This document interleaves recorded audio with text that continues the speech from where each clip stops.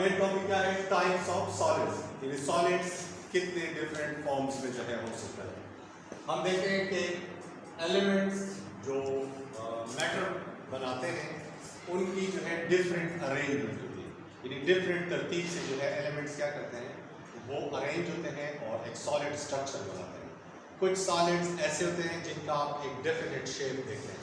Definite shape का मतलब ये है कि या वो स्क्वायर होगा, या वो रेक्टेंगुलर होगा, या वो ट्राइंगुलर होगा, या वो स्फेरिकल फॉर्म में होगा, एक खास डेफिनेट शेप में जाएगा।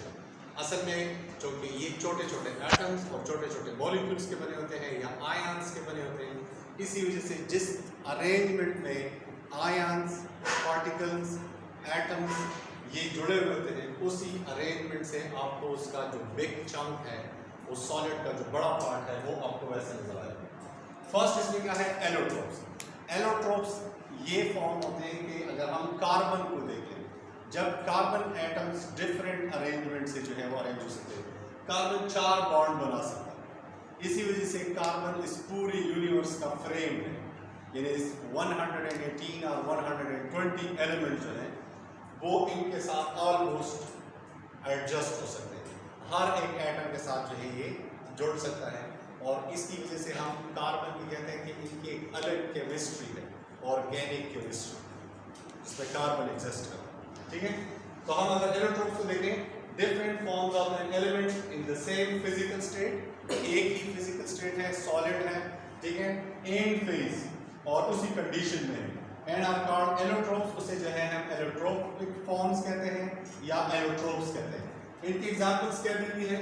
Arrangement in diamond, graphite and buckyballs. इसमें इन तीनों में ये तीनों एलोट्रोप्स है कार्बन में।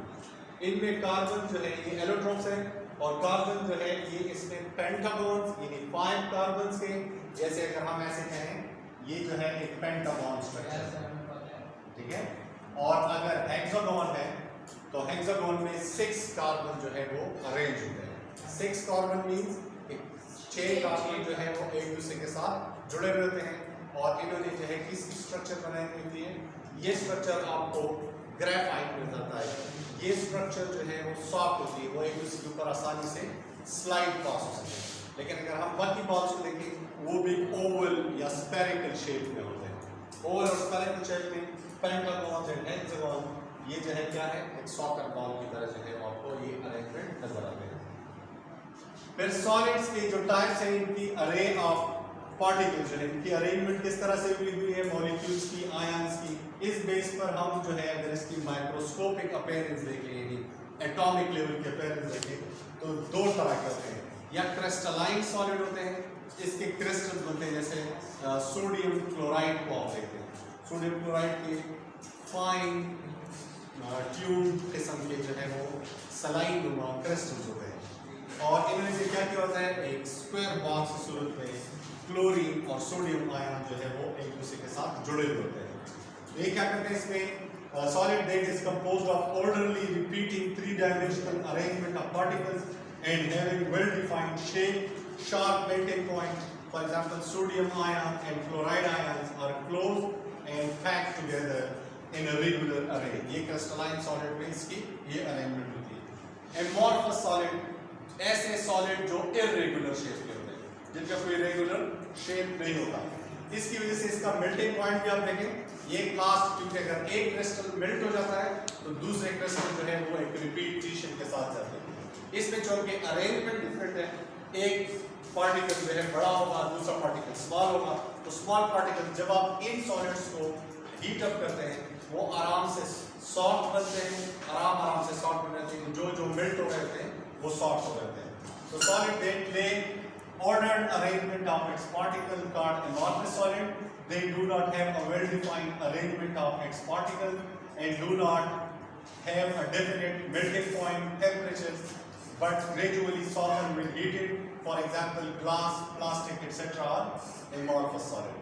अब आप ग्लास को देख लें, प्लास्टिक को देख लें, जब वो हीट अप होते हैं तो वो पहले एक साथ जो है वो नहीं पिघलते, बल्कि एक पार्ट जो है वो पिघल जाएगा, दूसरे पार्ट जो है उसकी अरेंजमेंट डिफरेंट होगी, क्रिस्टल्स की, पार्टिकल्स की, तो इस वजह से वो इर्रेगुलर।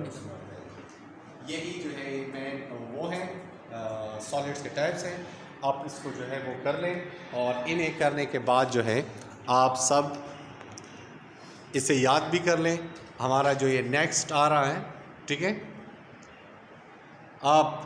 आपको पता है ना, जानते हो ना हेक्सागन पेंटागन? हाँ, टेस्ट में इसे जो है लिख लेना फिर, ठीक है।